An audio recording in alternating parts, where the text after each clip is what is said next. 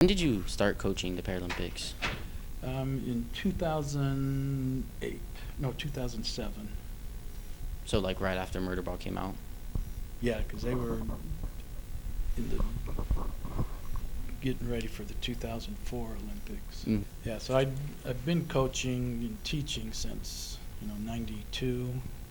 So I've been teaching for about 30 years.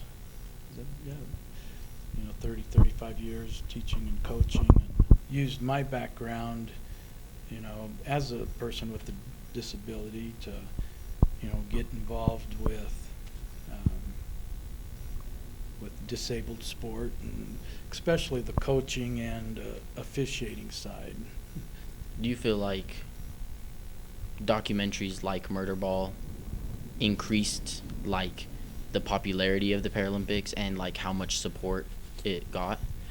Yeah, you need the corporate sponsorship first, and that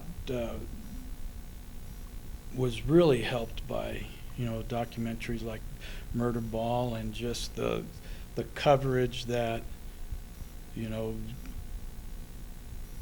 those disabled sports were starting to get, on the advent of increase of cable TV, and then the internet and social media really started to make it a lot more available to viewers around the world. And so yeah, in Murderball, you probably couldn't have asked for a better sport. Quad rugby, for quadriplegics and that are in a wheelchair, and it's all doctored up, and you're just basically just smashing into each other. So it's a fun sport to watch. It's when you see it up close, you realize, holy cow, these guys are great athletes. Do you feel like Paralympic athletes are seen differently than Olympic athletes? To add to that, I'm going to add Special Olympic athletes, Mm. because I know one of the big things in Paralympic sport is, and people almost get defensive about it, is that the physically disabled athletes don't want to be compared to Special Olympic athletes. And Special Olympic athletes are ones, with cognitive or mental challenges. And, that was the one thing I think people respect, how hard Special Olympic athletes work.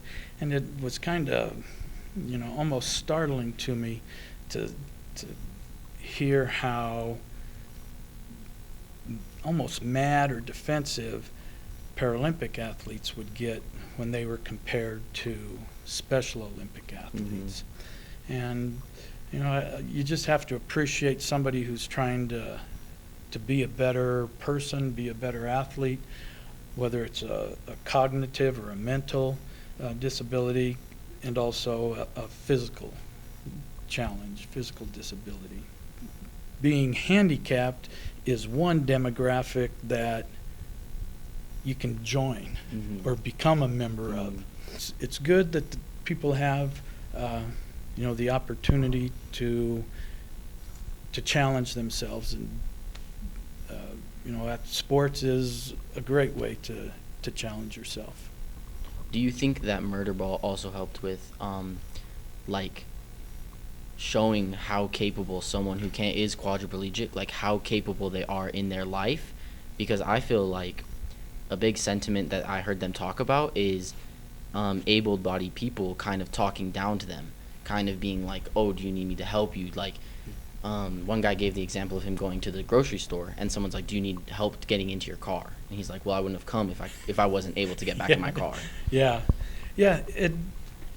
just seeing how people work to overcome, the daily challenges. Opening a door, carrying groceries, driving a car. Yeah, just exposing the general public to, it's it's kind to ask, hey, do you need some help? And if they don't, then, it's no different than, somebody who's, has 3 or 4 bags and they're trying to carry them, and hey, do you need help? Just, just being kind to another person, but just kind of like you were saying, that don't, it's almost like talking slower and louder just because they're in a wheelchair. Yeah, you don't need to do that. You just treat them like a regular human being and be kind to them. And, if nothing else, just give them a thumbs up and say, hey, hope you're having a good day, just like you would anybody.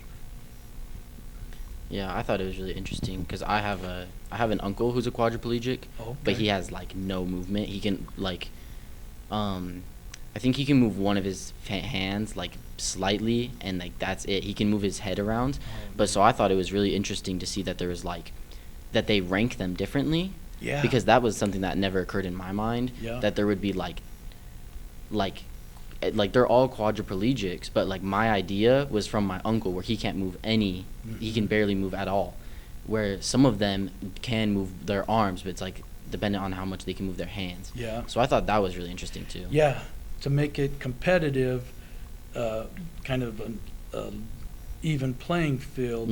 Yeah, you can only have, so many, because the lower the disability, the more, you still have, use of your arms and everything, but when you're disabled, you're paralyzed from way up high, yeah, you've got a lot less strength, a lot less core muscles and things.